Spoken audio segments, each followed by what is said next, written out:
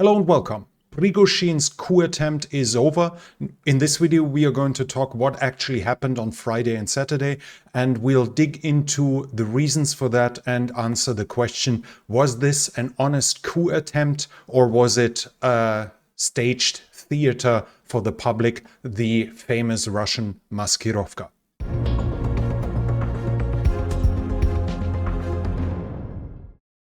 For at least 6 months on this channel, I've talked about the infighting, the power struggle on the Russian side. Prigozhin was always one of the big protagonists, which led to the kind of running gag to question when Prigozhin will fall out of a window, which is one of the convenient accidents that is happening for quite some time in Russia since the beginning of the war. Prigozhin has shown ambitions to take over the Ministry of Defense in Russia for several months. Over the course of the month, he's worked on his public image. There were pictures of him in military conversations, in strategy planning, all of it making him a warlord, a successful leader. He is the successful general who leads his troops that are well treated and fairly treated. And he's the only one who actually achieved success, and which he actually was since the beginning of this year. He is the only one who has achieved anything, who has anything to show for on the Russian side. On the other side, he painted the picture of a Ministry of Defense that is incompetent, that can't do anything, that is useless. On the 10th of June now, the Ministry of Defense issued a decree that forces all the private armies, all the volunteer groups, but also mercenary groups to sign contracts with the Ministry of Defense to basically be integrated into them until the end of June, to create a unity of command, a logical command structure that is, to be frankly, to say it frankly, that is urgently needed on the Russian side to have a unity of command. According to the information that are getting public now, the Western intelligence agencies, likely the CIA, got wind of plans to from Wagner, from Prigozhin, fairly soon after that 10th of June, to do something against that, to basically start an uprising. Prigozhin so far had basically complete freedom. He could say, he could do whatever he wanted without any repercussions, while now he was faced with the prospect of losing basically his power base, everything that made him who he is. He likely trusted that he will be able to keep on having his liberties, to continue what he did so far, and might succeed in taking over the Ministry of Defense, being presented with a choice to either lose everything that he has or to continue and use the freedom he has to take over the Ministry of Defense.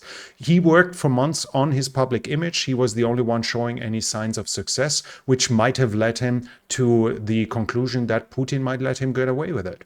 And at least we have some indications that this might have actually been the case, with Putin for hours upon hours not getting into the public, which led a lot of viewers, analysts, observers to the conclusion there might be some truth to all of this being staged, with Putin not denouncing what is happening anytime soon. Though then it happened. The deal, though, that was now done with Prigozhin, with the help of Lukashenko, leads to speculations. I found some speculations that supposedly the deal will include the removal of the Chief of Staff Gerasimov and of the Minister of Defense Shoigu, but to save face, they will not lose their job right away, but like roughly in 2 months. Supposedly this was part of the deal for Prigozhin to stop his insurrection. We will have to see if this is true. If both of them are still in office in 3 months, we will simply know that this was some wild speculation without any basis to the facts. But as of now, I don't see anyone having any clear proof. It is just speculation. Still, though, after Putin stood up against Prigozhin, after he made his public announcement on national television, Prigozhin basically didn't have any choice but to continue, because he had crossed the Rubicon of armed insurrection, and Prigozhin was now faced with a prosecution of armed insurrection that would lead to 20 years imprisonment, which with his age would likely mean he would die in prison. Now, After he took over Rostov and started the march on Moscow, a deal was reached with the help of Lukashenko.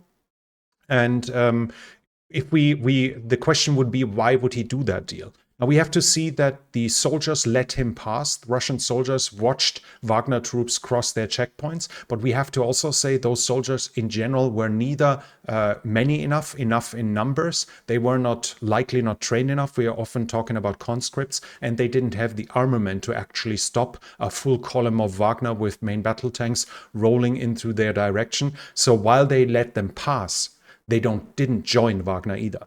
And Surovikin, which is considered one of the intimates, like a close friend of Prigozhin, somebody who worked closely with him in the past, stood up against Prigozhin, made a video message, recorded a video message denouncing the coup, the insurrection, and asking them to return to their bases to basically stop what he did. When this happened, and while Prigozhin's Wagner did not receive reinforcements from the regular armed forces. They watched, but they didn't join him. And without that support and without having taken prisoners, he neither captured the president, nor the Duma, nor the leadership of the Russian military. The opposition against Prigozhin would have been organized over the time, because if you leave troops behind with their weapons that didn't fight you but also didn't join you, all that's needed is somebody that can organize them, motivate them, and give them a purpose, and they will start fighting you. All of this has happened, and Prigozhin's chances of successes were getting slimmer and slimmer, and they never were too big to begin with the moment that Putin didn't support what was happening. Maybe he could have reached Moscow. The troops that were between him and the capital were lightly armored and not big in numbers, while he had a battle-hardened troop with heavy weaponry. Maybe he would have reached Moscow, but what would he have achieved? If he captures the empty Kremlin, if he captures the empty Ministry of Defense, everyone important inside of that has evacuated. He hasn't achieved anything whatsoever. So what can he achieve without the support of the military? Barely anything. And this led to the result we've seen, that negotiation with the help of Lukashenko helped solve the situation basically in the best way for everyone involved at that very moment. Prigozhin stays free. He's not going to get incarcerated. He's not even going to get punished, but he's going into exile in Belarusia. This means that the likelihood of him doing anything like this ever again is really slim. It seems highly unlikely that he will ever be able to recover from that and build another force that could stage an insurrection, a coup, an uprising whatsoever.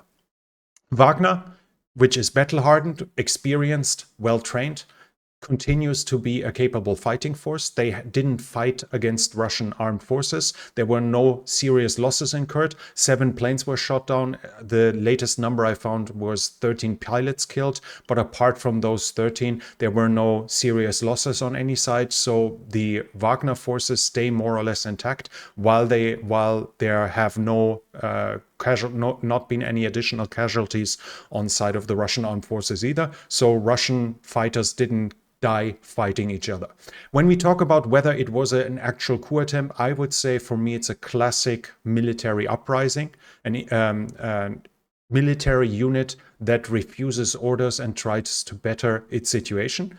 We don't see any serious attempt of taking over the centers of command. Yes, they took over Rostov, which was very, very close, but Rostov wouldn't have solved the issue. If Prigozhin had actually attempted to take over power, be it in Russia in total, or be it just in the Ministry of Defense, the right way to do that in a prepared, earnest coup would have been to send forces to Moscow in advance to, on his side, storm the Ministry of Defense and take prisoners, take Shoigu and Gerasimov prisoner, to take over the control of the lines of communication from the Ministry of Defense. And if we think that the coup would have attempted to take over the whole country, obviously storming the residence of Putin, storming the Kremlin would also have been the right way. But you don't start a coup by starting it 600 miles, 1,000 kilometers away from the centers of power and then slowly marching in this direction. So what we've seen is a classic military uprising of a military unit that is unhappy with what is currently happening.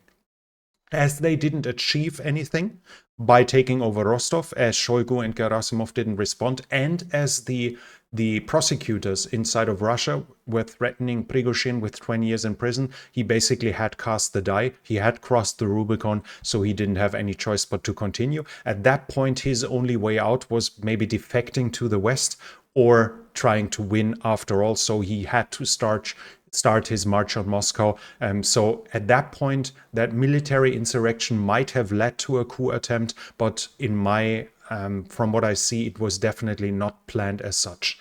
If we talk about now, we need to talk about whether that was the famous Russian maskirovka, the attempted, if all of this was just a big masquerade, a theater to hide something, to let the West or the Ukrainians believe something wrong. And my conclusion from the informations I have right now, I don't see anywhere that this would be true. I think it's highly likely that this was a serious military insurrection, not some big masquerade. If we talk about Putin's appearance on the television, where he takes reference to 1917, where he says what is currently happening is a stab in the back of the armed forces. They might lose the war. In 1917, they lost the war. They lost big chunks of territory that led to a civil war, and this might lead to all of this as well. This isn't really where I would see a big masquerade happening.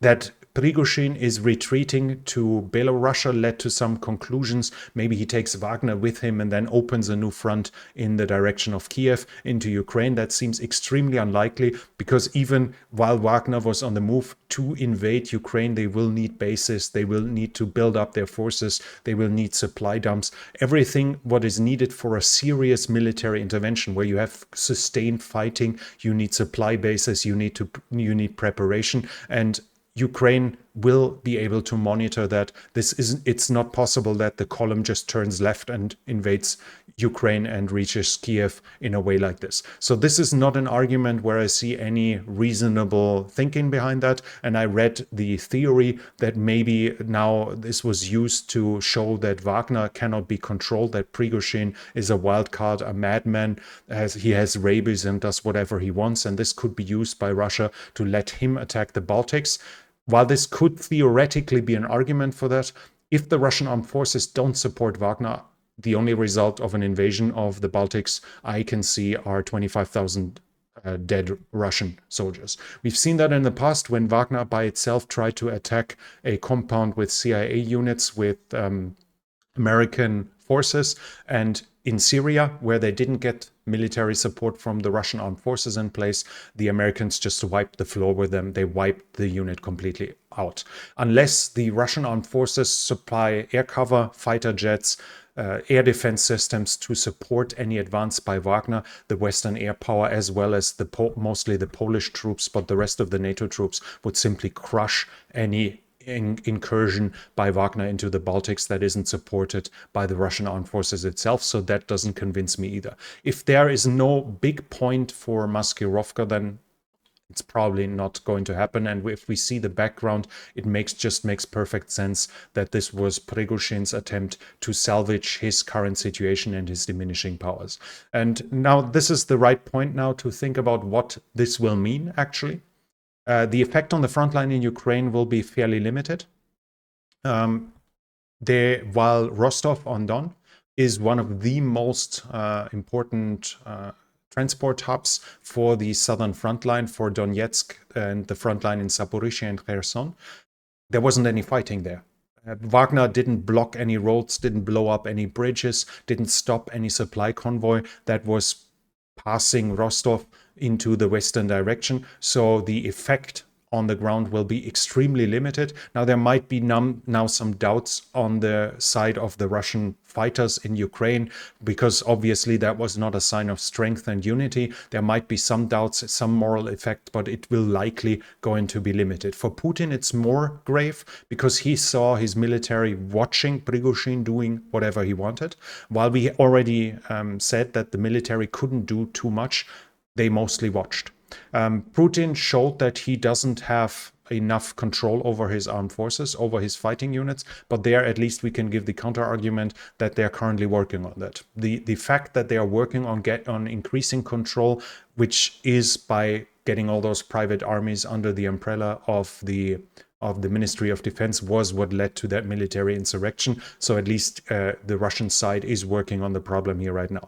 But at the same time, we were demonstrated with the fact, the fact was shown to us that there are basically no operational reserves in the rear area of the Russian forces. We had a fairly limited column of Wagner being basically able to march wherever they want without any serious interdiction. There were a couple of air attacks, but even there we see one helicopter attacking. We don't see a fleet of helicopters. We didn't see a big amount of fighter jets, a big amount of bombers appearing. So the overall reserves that Russia has left are basically close to none when it comes to real combat ready troops, not some FSB interior forces, better police forces that are meant to keep the Russian population in check. This is shown to us. What this will obviously have a meaning for the Ukraine war.